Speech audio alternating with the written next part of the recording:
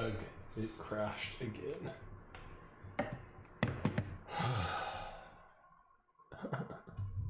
Well, we'll see. Maybe we can have enough stability to get a run in somewhere.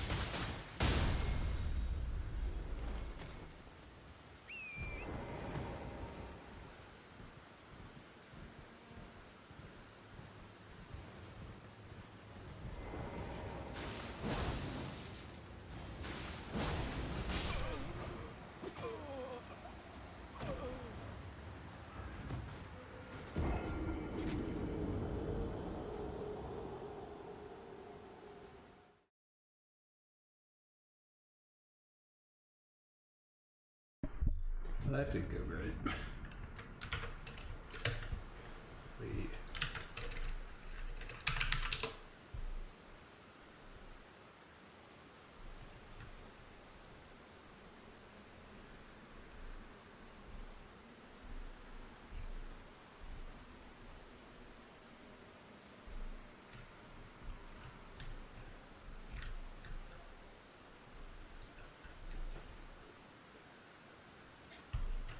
I want to talk about Barcelona's cubes because they represent one of the most fascinating human-centered attempts at urban planning in history. In the 1800s, Barcelona was not a pleasant place to live. In order to reduce the pressure of a rising population density, which increased the likelihood for disease and general displeasure, the old walls of Barcelona that caged its population were torn down, and the council had to organize a competition for planners to decide how the city should expand. One of those planners was a man named Ildefons Cerdà. He was an engineer that had his toes dipped in politics. He had a deep respect for the working class, wrote the book on the general theory of urbanization before urbanization was remotely cool and even a thing, and he was an active member of the national militia and city council of Barcelona. In order to craft his magnum opus of city planning, he ended up writing one of the most exhaustive studies on working class living conditions ever. He did extensive surveys of rich and poor people, disease and general displeasure. The old walls of Barcelona that caged its population were torn down, and the council had to organize a competition for planners to decide how the city should expand. One of those planners was a man named Ildefons Cerdà. He was an engineer that had his toes dipped in politics.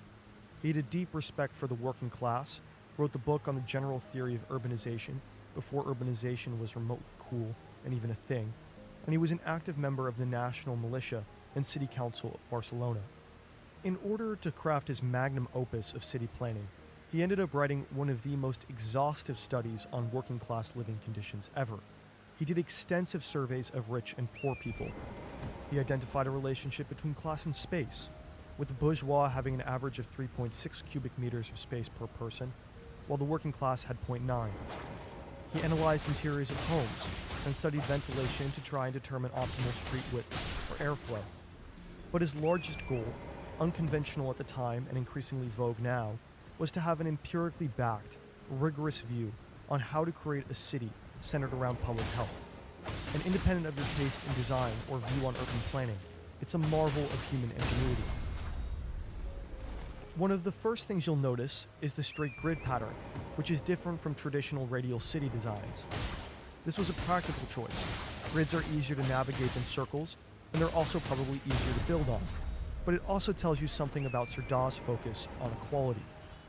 Instead of making the new blocks an extension of one main hub, the Old City, which would establish a hierarchical relationship, all roads point to the Old, Serdah instead focused on uniting the older city with 7 peripheral villages, which weren't much at the time but are now.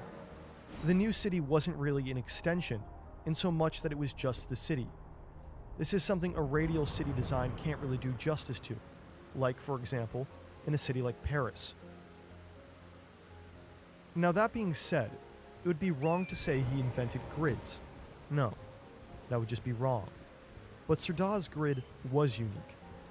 Compared with other cities, his proposal was unique for laying out large city blocks and spacious, well-organized intersections. He deliberated over multiple different types of street, but decided on one mainly uniform width. According to him, it wasn't a planner's task to create artificial preferences, privileges, and monopolies to the detriment of others. But what makes the topic of street design even more fascinating and captivating than it already is that he predicted the rise of the motor car, and so he designed the minimum street width as well as the chamfered edges so that it could meet the advances of the next century, not only because it looked cool. And yes, facilitating lots of cars is not necessarily always seen as a good thing, especially by YouTubers who like to project their views on urban design to the rest of the world. But it was still impressive that he predicted a highly mobile form of transport, and he built a plan to match the challenges of the next century. He had also designed provisions for underground trains and elaborate sanitation plans, but the most remarkable part of his plan were his city blocks. The goal was to define the boundaries of buildings on each plot of land and also design a space that could provide sufficient air renewal, sufficient sunlight, introduce aspects of rural into urban life, and allow for easy, relaxed movement for pedestrians. It was not only the edges of the blocks that would allow for movement, but it would also be within them. Blocks would also have the benefit of being modular and easily attachable, and each block, generally, would have no more than 3 buildings in total, with an expectation that many of the city blocks would have 2 open sides. The plan presented mainly 3 types of block: middle courtyard, the U, and the L, which are incredibly advanced names I came up with myself. In the middle of each city block would be plenty of room for green space designed for, you, a human. It would provide high quality air, make people feel better, and it was based off of Serdah's ground values to make as much of urban life as rural as possible. So the green space was also intended to help produce connections for the people living inside the buildings. He also recommended height requirements in order for there to be adequate sunlight. But of course he had to go a step further. See, when you place these individual blocks next to each other, you can begin to construct different types of permutations. The grid block combination allows you to order much larger, complex shapes in order to create special areas for public institutions like administrative and industrial buildings, cemeteries, parks, and hospitals. The blocks could also be placed in a manner so that the individual parts would create a better whole, which would encourage ventilation and mobility across the entire city. Now, all of this said, if you've been to Barcelona or live there, you might be a bit confused. You're probably thinking, Serdah's vision with plenty of green space is not how Barcelona looks, but someone random on the internet, who I always unconditionally trust no matter what, is telling me something different.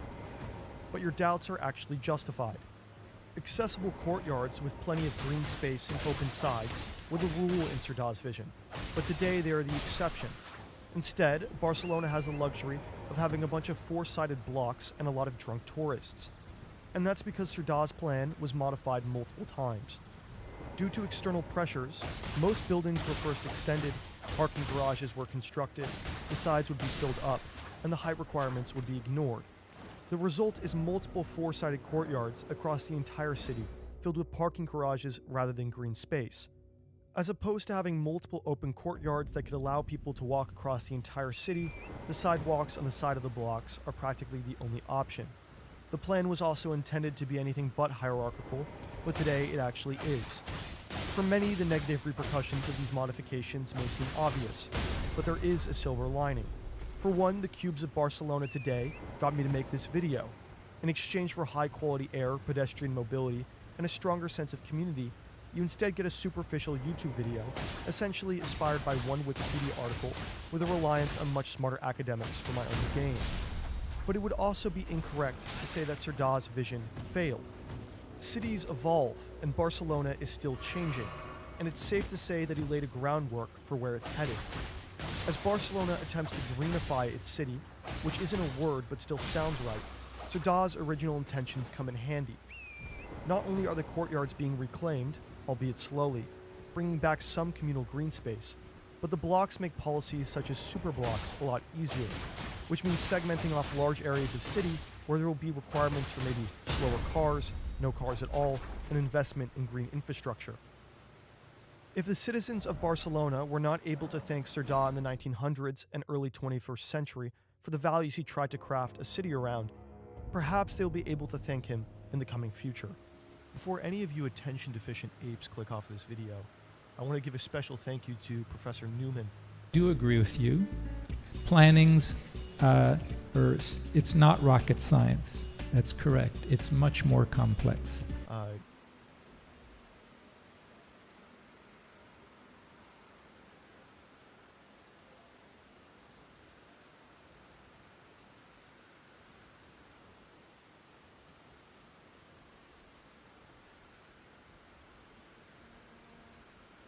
So there's been wall-to-wall media coverage this week about the Hyperloop competition.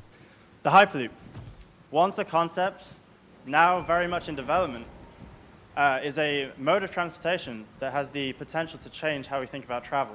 Hyperloop, a massive solar-powered tube, would allow passengers to get from Los Angeles to San Francisco in less than 30 minutes.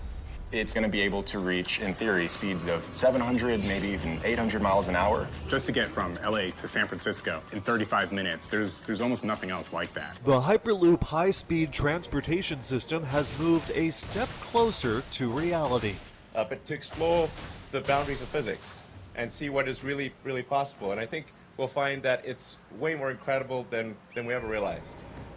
That's really the overarching purpose of this Hyperloop competition. Teams competed to design subscale versions of the transport pods that could one day whisk passengers between San Francisco and Los Angeles in under half an hour. They've actually built one. I mean, maybe I was wrong about this. Maybe the Hyperloop isn't all hype. And MIT's pod is inside the Hyperloop test track here in Hawthorne, California, and they're about to be the first team ever to send their pod through for a money run as fast as they can. You can hear the crowd cheering behind me. I'm sure this competition's really going to show me just how advanced this technology is. This technology that's almost here. Those tubes could be the future of travel. The technology that's going to change the way we think about travel.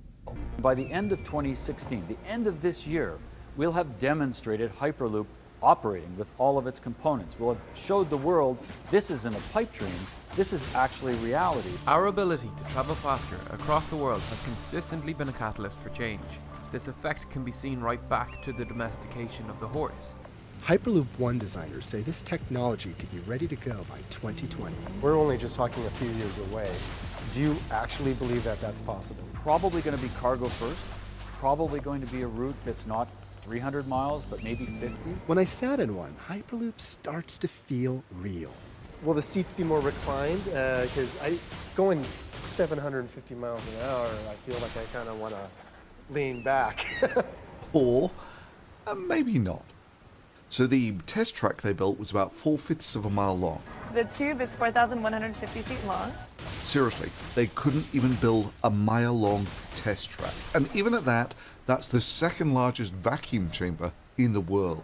Yeah, and so we got I'm told this is like maybe the second biggest vacuum chamber in the world after the Large Hadron Collider. So it's kind of exciting. And that's only 1/400th of the actual size of the proposed Californian Hyperloop. You know, the one that's going to get you from Los Angeles to San Francisco in about 30 minutes. Traveling at almost the speed of sound, the speed of a bullet, down a tube, essentially a rifle barrel, in a vacuum, essentially in space. Well, naturally, seeing as this was such a plausible and clearly financially viable project, they went straight in and started hiring experienced engineers to design this, right? And so we thought a great way for kind of the world to innovate would be to throw a student competition where we built a test track, a Hyperloop test track, and then invited student teams from around the world to build the best possible pod to go in that test track. No. They had a design competition for students. Hyperloop, the technology is pretty much there already. We just have to implement it. One of the things this competition is for is to show the world that we can do this and convince them that we should build it somewhere and get the ball rolling. Which I'm sure will yield superb results. Now you have to bear in mind that just to get something into or out of this Hyperloop test track takes about half an hour, to pump down the Hyperloop to its vacuum level. Because this is such a large chamber and it takes a lot of power and a lot of resources for us to pump it down, we want to make sure before we put the pods in here that nothing is going to happen to them under a vacuum. Different teams want to go to different pressure levels, but if we go down to like a fairly low level, it'll probably take about 30 minutes. It takes longer than the proposed journey time from Los Angeles to San Francisco. Would allow passengers to get from Los Angeles to San Francisco in less than 30 minutes. Just to get into the Hyperloop. We're waiting for Delft to do their run. They put it in the tube about an hour ago, then they took it out, and they put it back in. In fact, with some of the entries, it was more like an hour and a half. And then they took it out, and then they put it back in, and now it's in and it's being pressurized, which takes about 30 to 45 minutes. It is 6 o'clock. The ceremony is supposed to be about 4:35. But whatever, it's a prototype. I'm sure once the pods are in there, they will travel at incredible speeds. I mean, we were promised, 700 miles an hour. Hi, I'm Steve Davis. I'm the Director of Advanced Projects at SpaceX. A Hyperloop is a point-to-point transportation system over ground that's meant to allow people to travel at extremely high speeds, up to 700 miles an hour. The idea originated from Elon back in 2013. You don't have wind resistance as you push your pod or capsule down the tube, so the pods can get to speeds upwards of 750 miles an hour. Now, we're not going to maybe see that today. Our tube is only 1.25 kilometers long, but we do expect to see speeds upwards of 80 miles an hour, perhaps, depending on how things go. Actually, no. Their top speed was about 60 miles per hour. Got up to about 80 kilometers an hour down the tube. I think that's what all the vehicles are going to be doing today. Okay. Awesome. So 80 kilometers per hour. That is a fantastic speed, and you guys have set the bar for the remainder of the teams that have made it to the final competition stage. So only 3 capsules actually went into the vacuum chamber. There was the roomy Traveling Comfort War design. There was the slightly bigger, but not much, Delft design. Then there was the absolutely tiny MIT entry. And only one of those made it to the end of the track. I entrusted the future of mankind's transport to students, and this is what they came up with. How could this possibly have happened? In fact, it's worse than that. You see, these vehicles are actually pushed up to speed by an electric vehicle. And then they're pushed about 1/4 of the distance, which means the MIT pod here, which was selected from one team out of about 1,200. Of the original 1,200 teams that entered the competition, 120 made it to College Station, Texas. By the end of that weekend, there were 30 teams left, and we were fortunate enough to be one of those teams. The absolute cream of the crop. Up top here, inside, you see we have the seat where the dummy goes. And it's to travel about 50 meters or something. Now it's about to kick off. Remember, the SpaceX pusher will bring it up to speed, then it will detach and let Hyperloop MIT do its thing. Okay, you ready for this? So the pusher is going. It's accelerating the pod. The pod's getting faster and faster. 30 kilometers an hour, 40 kilometers an hour, 50, and so forth, up to 60, 70, and it's released the pod, and the pod stopped. After going maybe, I don't know, 50 meters or something. Elon Musk decided to host a competition. He told the world, come up with Hyperloop designs and let the best design win. Indeed, the winning team actually only managed to go slightly further on its own. So here we go, the pusher's off, and it's accelerating the pod. 30 kilometers to hour, 50 kilometers to 60, 70, wow, it's a record 80 kilometers an hour. 90 kilometers per hour, and it releases the pod, and the pod stops. One of the things this competition is for is to show the world that we can do this and convince them that we should build it somewhere and get the ball rolling. So yeah, it turns out the only pod to get to the end was the war team with its spacious transport, which did actually get to the end of the track, although just look at all the dust that's thrown up on this thing. So here we go, and the pusher starts and it accelerates at 30 kilometers an hour, 40, 50, this is sort of, you know, residential type speeds. And just look at all the dust this thing's throwing up, and it's approaching where the others stopped, and it blows straight past where all the others stopped, going at about 80 kilometers an hour. This is 50 miles per hour. It's not quite 700 miles an hour, but it is filling up the tube very effectively with an awful lot of dust. Yeah, all those advantages of losing the friction of the atmosphere, that's really going to cut down on the resistance. I mean, shit, at this rate, it's not that the Hyperloop just won't be able to challenge cars. It might even struggle to challenge walking. What gets me, though, is what were they thinking? If you want to demonstrate that this Hyperloop thing is possible, you would need a track at least long enough to get up to speed, about 10 times this size minimum. So why didn't they try that? Well, as I've stated before, building a large vacuum chamber is crazy expensive, and the practicalities go up exponentially as this thing gets bigger. As the track gets up to, you know, sort of 10 kilometers, 10 miles, that sort of thing, you get real expansion issues. The pumping down issues multiply. The hazards of a tube failure go up like crazy. And once your capsule's up to speed, any failure will not only destroy the capsule, but also the Hyperloop. And honestly, with that sort of cost of failure, I'm really not so sure you want to be outsourcing this design to students. One of the things this competition is for is to show the world that we can do this and convince them that we should build it somewhere and get the ball rolling. I mean, shit, these things aren't even in the league of getting to the end of a 1 mile long track. I mean, the dumb thing is, if you'd have simply put an electric car in this vacuum tube, it would have smoked them all. I mean, hell, the thing that they used to push the pods up to speed would have smoked everything in this competition. To get people excited about new forms of transport, things that may be completely different from what we see today. Look, it's just a reality. In terms of speed and convenience, the Hyperloop is orders of magnitude behind just regular driving from Los Angeles to San Francisco, and another 1 or 2 orders of magnitude behind what they're promising. So, reality check time. All Hyperloop stories include this promise of 600 miles per hour. Hyperloop, a massive solar-powered tube, would allow passengers to get from Los Angeles to San Francisco in less than 30 minutes. It's going to be able to reach, in theory, speeds of 700, maybe even 800 miles an hour. Just to get from LA to San Francisco in 35 minutes, there's almost nothing else like that. Our aim is to connect the world like never before in history. What the internet did in the sphere of communication, Hyperloop will certainly do in the realm of transportation. Seeing this thing hover and seeing it move, it's so futuristic, but it's really right around the corner. You sit in a pod and are catapulted through a depressurized tube at over 700 miles per hour. And travel at speeds greater than 600 miles per hour, with tickets costing less than a seat aboard a plane or train.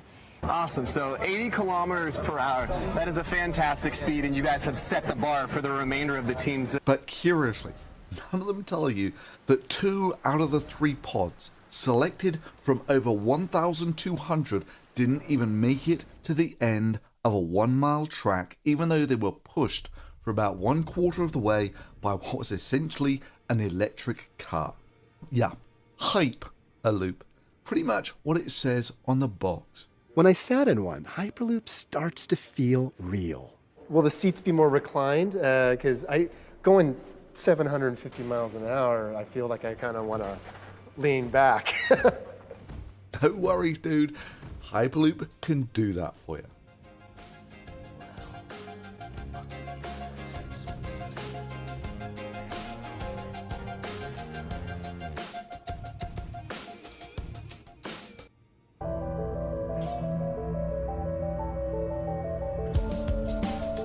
Hi, I'm Roger Scheuer. I'm an engineer, and in 1999 I invented a controversial space propulsion system to be used in satellites and rockets. Well, it's finally here, the revolutionary electromagnetic drive.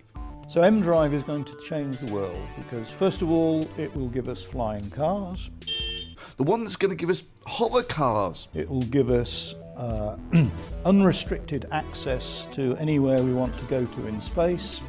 And not just any hover cars that will take you from London to Sydney in about 2.5 hours. It's going to solve global warming. And eventually it will help provide energy for the world and solve the global warming problem. It could take you to Mars in just 70 days or to the moon in just 4 hours. It's amazing. And yes, it's just passed peer review. So for starters, I'm going to ignore all the stuff about this violating the law of conservation of momentum, which is kind of the scientific equivalent of saying, then a miracle happens. And I'm just going to take their results at face value, just to see how revolutionary this drive actually is.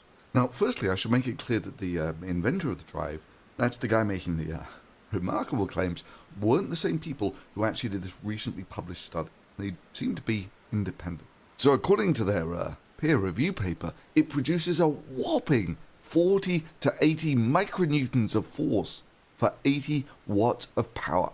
That's about the energy of one of these energy-guzzling incandescent light bulbs. So that thing there is about a 100-watt light bulb, a power-guzzling light bulb. Now, for those of you who are impressed with 80 micronewtons, that's 80 millionths of a newton. Let me just put that into perspective. I mean, let me say I'm a big guy. I weigh about 100 kilos. So this is your sort of typical human. It's about 100 kilos, give or take. It's about 200 pounds. You know, I'm worrying too much about the details here. And I experience gravity, an acceleration of 10 meters per second squared towards the ground. That means that I exert a force on the ground of about 1,000 newtons. That's effectively my weight. Now, this EM thruster produces 80 micronewtons of thrust. So let's be generous and call it 100 micronewtons. 100 millionths of a newton. So only to provide enough thrust to lift me off the ground would require about 10 million of these engines. So M-Drive is going to change the world because, first of all, it will give us flying cars. Oh, but it gets better if we look at the power to thrust ratio. So they say they get about 100 micronewtons for 100 or so watts. So that's about 1 million newton of force per kilowatt of power. Kilowatt of power is 1,000 watts. So cool. So in order to lift just me would require, I kid you not, a gigawatt of power.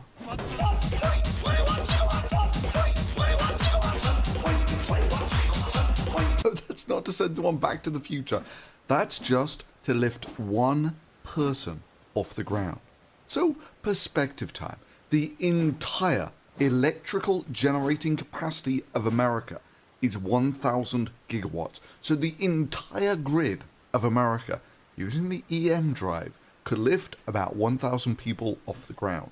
And those people are about 100 kilos apiece. So the entire electrical generating capacity of America could put about 100 tons in the air for 1,000 gigawatts. Now, a Chinook helicopter can put about 20 tons in the air for about 2 megawatts of power.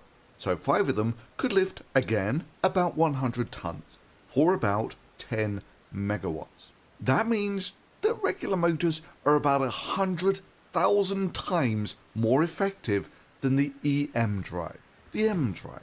Now, for those of you trying to picture what a factor of 100,000 looks like, consider a regular guy who can lift, say, 10 kilograms. And that's about 10 kilos, which is not light. It's about 1/10 of my body weight. Now let's make him 100,000 times stronger. So, rather than lifting 10 kilograms, he can now lift 1,000,000 kilograms, or 1,000 tons.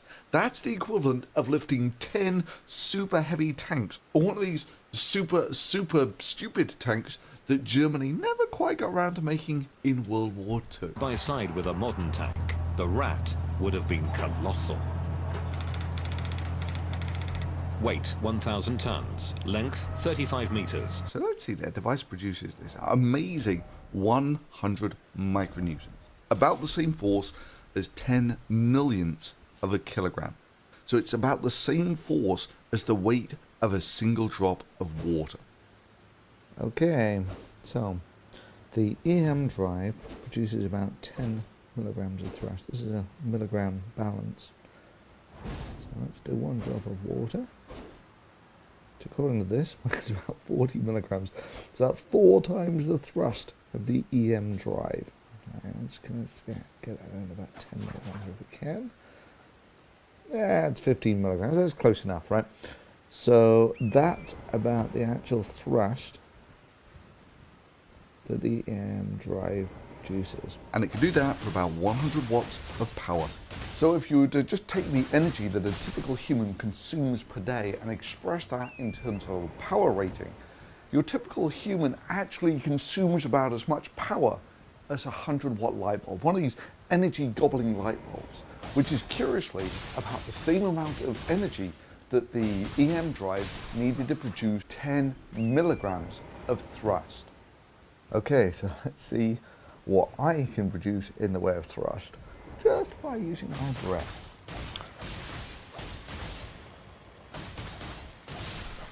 So I can produce about 100 times as much thrust just using my breath as the EM drive. So you got that. Both me and the EM drive run at about the same power, 100 watts. The EM drive produces a massive 10 milligrams of thrust. Now, I don't know how much of my 100-watt running power went into blowing on those scales, but it probably wasn't that much, and even at that, I produced about 100 times as much thrust as the EM drive. But there's more. I mean, let's just see if the convection current of a 100-watt light bulb can produce more thrust than the EM drive. Okay. Just put that on the top there. Now we see what that will do. Oh, levitating a piece of plastic. Yeah.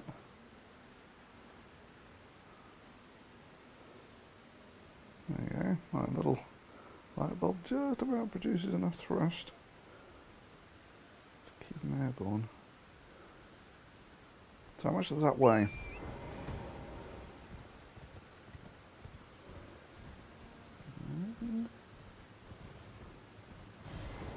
About 50 milligrams. That's about 5 times the thrust of the EM drive.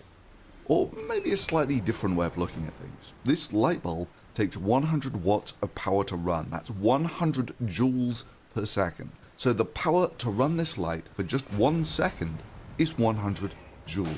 So if I were to give that energy in terms of kinetic energy to a kilogram of weight. Ballpark figures again. 1 kilogram is about 1 litre of water or ice, which is about 1/100th of my body weight. How fast would that water bottle be going? Well, kinetic energy is half mv squared, so it's going to be about 14 meters per second. Now let's compare this to the remarkable M drive. Well, 100 watts gives you about 100 micronewtons of force. A force that would give 1 kilogram an acceleration of 100 micronewtons per second squared. So its velocity after 1 second is going to be about 100 micrometers per second. Or to put it another way, of all the energy that you put into this drive, only about 1 part in 10,000 goes into velocity, or 1/100% of the energy goes into velocity. Now let's compare that to the efficiency of, say, a rocket engine, which it turns out, in terms of changing energy into velocity, is pretty much the best thing in the market, turning about half of the energy into thrust. That's actually pretty amazing, seeing as most internal combustion engines max out at about 30%. So rocket engines convert about 50% of the energy of the fuel into velocity, whereas an EM drive converts about 100% of the energy into velocity. Are you finished, Mr. Slade? No, I'm just getting warmed up. All engines require a power source. Rockets pack that energy in the form of fuel, which by nuclear fuels is basically the most energy dense stuff you can get. It gives you the most kilojoules per kilogram. And then you take that fuel and you put it through one of the most efficient motors on the market, which converts about half of that energy into velocity. And even at that, you really have to pack the energy in to these rockets. Typically to get a rocket to orbit, something like 90% fuel by weight when they take off. So let's, for sake of argument, say that you could produce that thrust through electricity. Well, you've still got to pack that energy on board your rocket. Problem is, if you compare the energy in 1 kilogram of rocket fuel to 1 kilogram of batteries, the batteries optimistically contain about 1/10 of the energy of the rocket fuel. So even if you had electric engines as powerful and efficient as rocket engines, the weight of the battery fuel alone would mean this rocket would never get off the ground.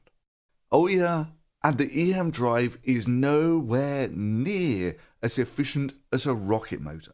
It's got about the efficiency of trying to move a truck by shouting at it.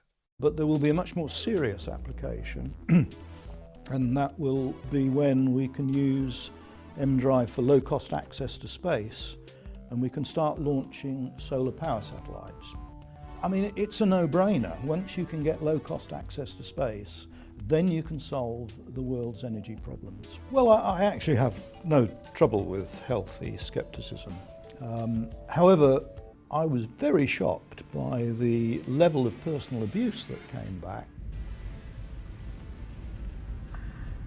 So, some ballpark figures. You'll recall that just to lift me off the ground with an M-Drive would require about 1 gigawatt of power.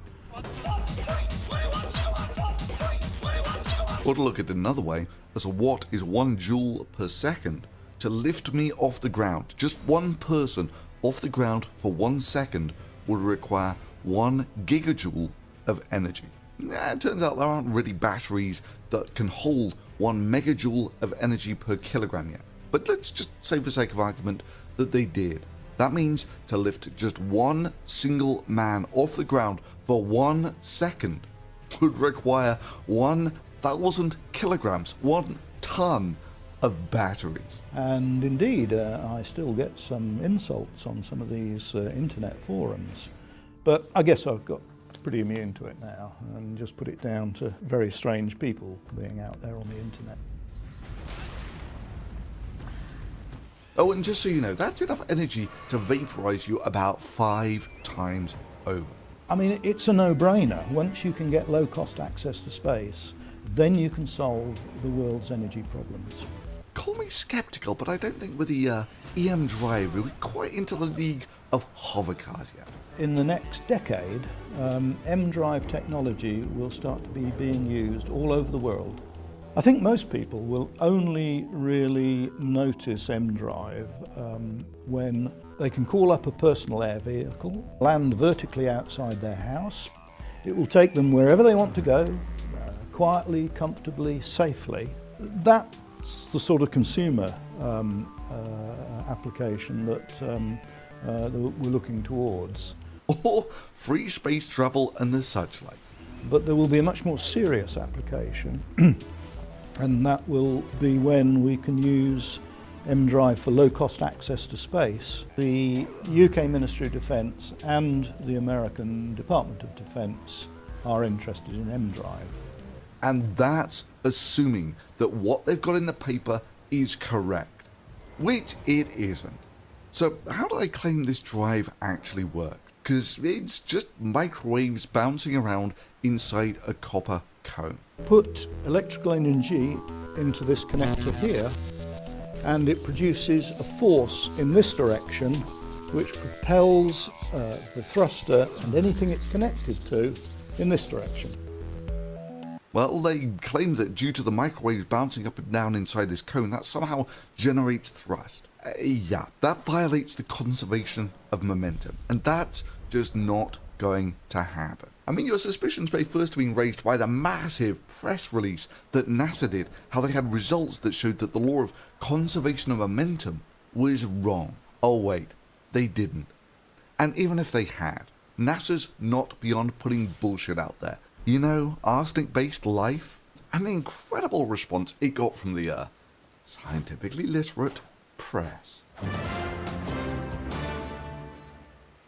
It may be a game changer in the search for alien life. NASA scientists unveiled a discovery Thursday that it says redefines life as we know it. These microbes are composed of arsenic instead of phosphorus. Phosphorus. So it's a huge deal because all of a sudden they're like, so it turns out that some living things could be genetically different. Well, a major announcement today by NASA that a new form of life has been discovered right here on Earth, in California, in fact. Where we have a new life form. The finding in a salty lake near Yosemite National Park in California shows just how little scientists know about the variety of life forms on Earth. We do. It's a new life form. Everybody's going crazy over it. Thankfully, or at least some people out there who actually read the scientific paper and called bullshit on it. Look, no serious scientific discovery is ever prefaced by the facepalm words, "This is an artist's rendition of what we think's going on in the cell." And yet, this is what is said in the press conference.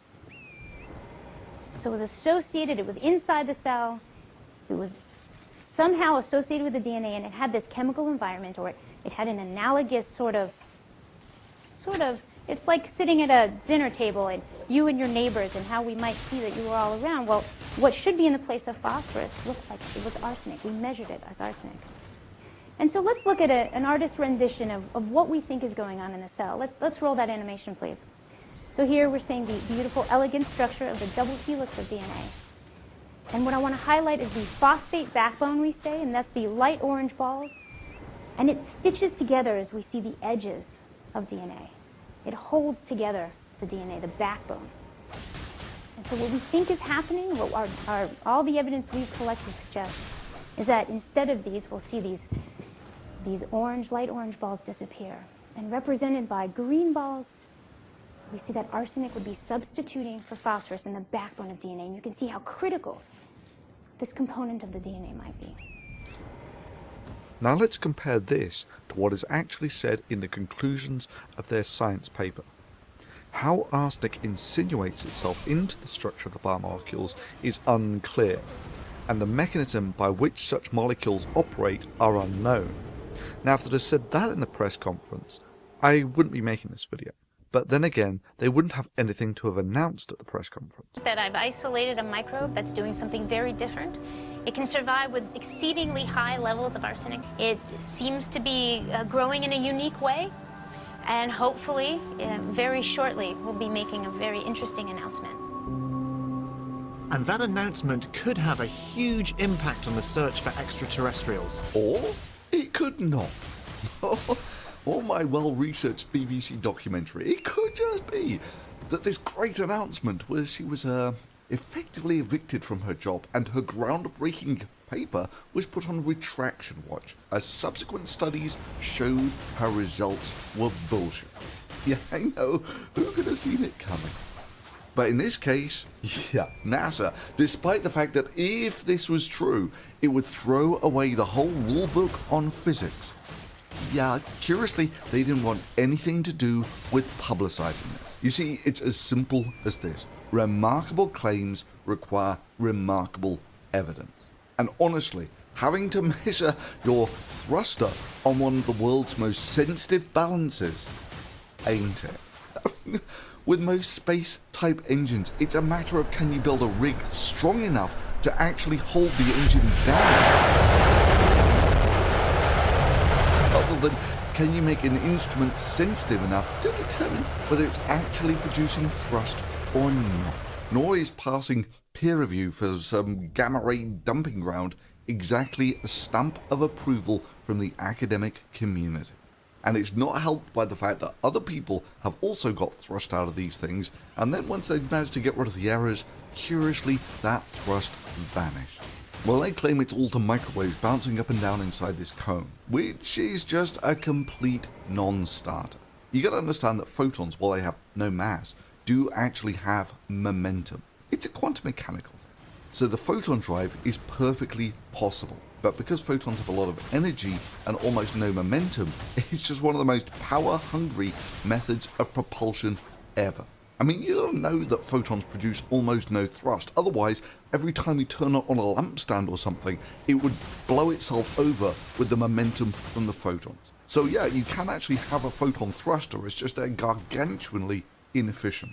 The M drive claims to be more efficient than just a photon thruster. Problem is, that's not how physics work. Bottom line is, when you get a photon absorbed or reflected, it conveys momentum.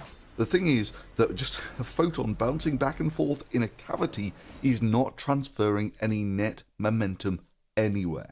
So basically, all of this energy that they pump into this metal cone thing is being turned into heat, which is especially funny seeing as the guy claims the M drive is inherently stealthy because it has no thermal signature. In the depths of the Pentagon, fairly high-level presentation attended by the US Air Force, DARPA, NASA, and it was actually chaired by the director of the National Security Space Office. Essentially, it provides good maneuverability, continuous maneuverability, with stealth characteristics. And clearly, M drive has no exhaust signature and therefore is inherently very stealthy. Inherently stealthy? What the hell are you talking about? This drive, as you call it, turns about 99.99% of the energy into heat. It's basically a big heater, as you can see from the actual infrared images presented in their paper. Yeah, very stealthy. Continuous maneuverability with stealth characteristics. Well, so what are they actually looking at here? Well, if I had to guess, it's a phenomena very similar to a radiometer. You know, one of these guys. Okay, so that's a radiometer. It's got black plates that get hot and silver plates that actually stay relatively cool. And so what there's a low pressure of gas in here, and when the side of the plate heats up, the molecules hitting it come away faster than when they hit it, which basically conveys momentum to this thing, which spins it. So if I provide a nice infrared light source, okay, so one infrared light source on. There you go. It's pretty quick, doesn't it? Okay, so you may have seen suggestions that these are actually driven by photons actually hitting the dark side and being absorbed, and it's that momentum that's actually driving it around. So this is a little demo to show that's not the case. So what I've got here is some various light bulbs. That there is a LED light. Now, photons in the visible region are actually higher energy and therefore higher momentum than those in the infrared. And what you'll see is it does indeed accelerate it, but it's not exactly the greatest of accelerations. Right? So now I can try that with an incandescent light bulb, so it's mostly giving out visible light at the beginning. And what you'll see is, again, there's a pretty tepid acceleration. Even though if this was actually being driven by photons being absorbed, you would expect it to spin faster with visible photons than with infrared photons. And so this is what happens when I give it a blast with the infrared. It's pretty clear, yeah? I mean, let me just paint you a picture here. A cavity is cold, and air molecules hitting both sides of it bounce off with the same energy they hit it. That means that there is no net momentum conveyed to this box. Now imagine that one side of this is heated for some reason. Now when a molecule hits here, it bounces off with more energy than the one hitting the other side, and this produces a thrust for the object. And that's basically how a radiometer works. Yeah, these radiometers require a partial atmosphere to work. Now let's just say the same thing is happening here, that just for sake of argument, one side of this is getting hot for some reason, which is not crazy, you know, you're putting in 100 watts of power to this thing. Well, what would you expect if this were true? Well, you would expect that if you run it in an atmosphere, it'll produce more thrust, and if you take away that atmosphere, then the effect will almost entirely vanish. And guess what? When you run the device without air, the effect almost entirely vanishes. So for instance, they get about 10 grams of thrust when it's running in an atmosphere, through to a demonstrator engine that could actually produce 8 grams of thrust. And then when you remove almost all of the air, the thrust goes down by 99.9%, and you're left with an amazing 10 milligrams of thrust that could be chalked up to one of 1,000 experimental variables that hasn't been accounted for. Actually, at this point, I'm going to make a slight correction. The paper does actually say that they got the same result both with and without the atmosphere. That result was for the amazing 10 milligrams of thrust. However, both of those are a factor of 1,000 lower than the thrust that the inventor claimed that he got. However, with thrust that low, even if you manage to put a nuclear reactor on a low thrust rocket for deep space travel, the incredibly low efficiency of the engine would basically offset the extra energy density from the nuclear fuel. And even if this result was real, which it isn't, you would basically be at the break-even point with conventional chemical fuels. And trust me, when you're putting 100 watts of power through a machine and trying to track down a stray force of 10 milligrams, that's tricky. Because honestly, you just got to be practical about this. You have one result right on the limit of what can experimentally be measured, to the point where other groups who have looked at this retracted their results when they actually found some minor error in their measurement. And this thrust is right on the limit of what can actually be detected with the most sensitive instruments. And the guy who originally thought of this physically nonsensical idea is a crank who thinks that such devices, which can barely produce any detectable thrust, will do all of this. It will give us flying cars, unrestricted access to anywhere we want to go to in space. It will help provide energy for the world and solve the global warming problem. In the words of the inventor, check the maths for yourself. Well, Einstein, I did, and you're talking crap.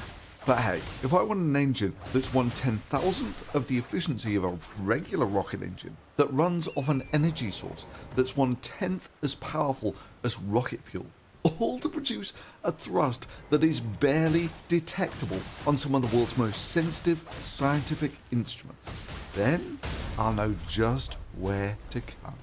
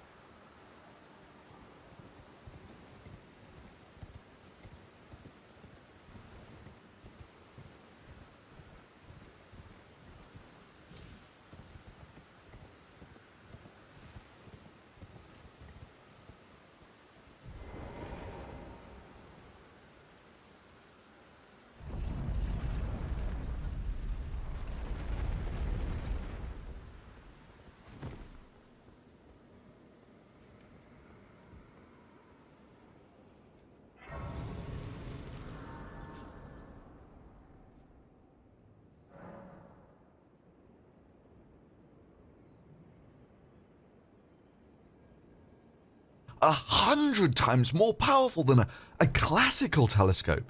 Well, that's got scam written all over it. So it is also easy to control with your smartphone, thus making astronomy easier to share.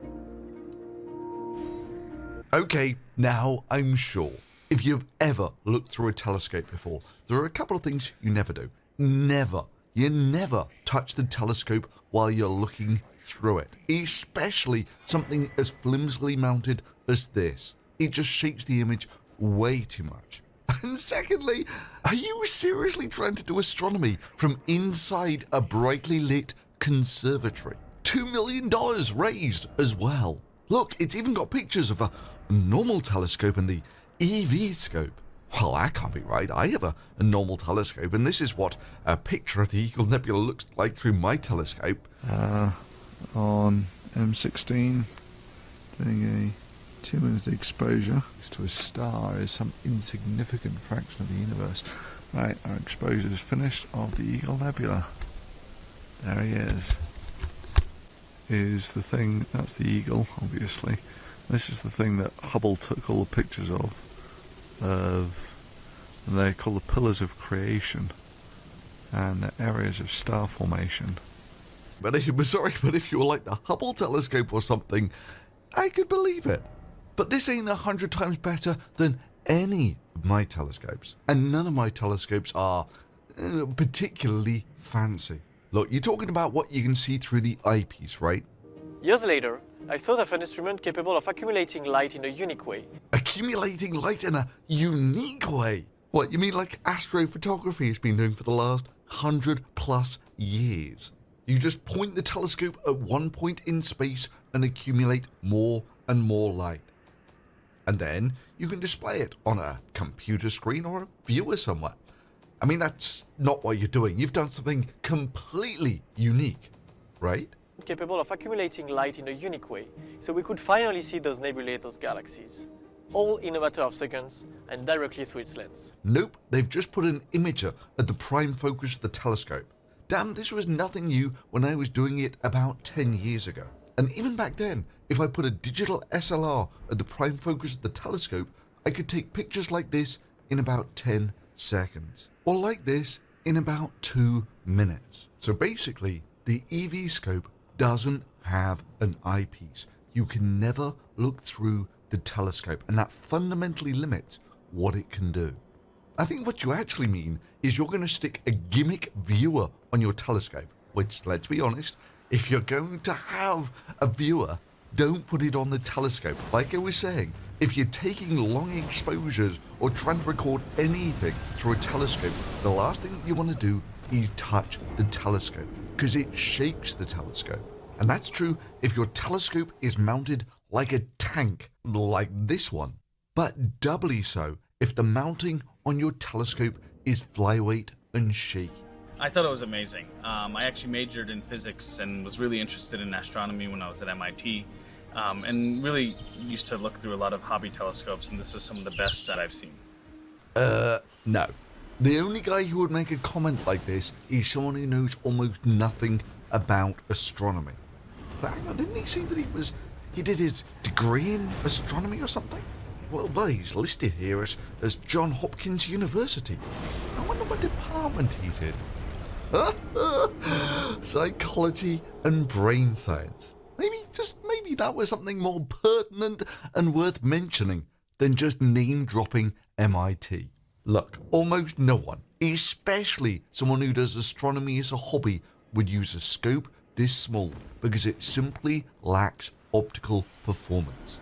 And let's for the moment just take the best claim that the EV scope makes at face value, that it can record images like this, comparable to what you could snap in, 10 seconds 10 years ago. But that's basically the only thing the EV scope can do. And let me tell you something. Back in the day, when you had to freeze your arse off, manually guiding the scope for about half an hour to get an image on chemical film, to get a picture like this, it meant something. It took skill and dedication. So now I can just push a button and 44 seconds later, this pops up on the camera. Sure, it looks awesome, but the easy button also means the novelty of seeing this sort of thing wears off pretty quick. What I saw was this vivid, intensely colored planetary nebula, just like the photographs you see in books. Sure, that's the Dumbbell Nebula, one of the brightest and most easy to photograph nebulas in the sky. I mean, it's like a 30-second exposure I took of it some 10 years ago. And here's what it looks like if you do a search for it online. So what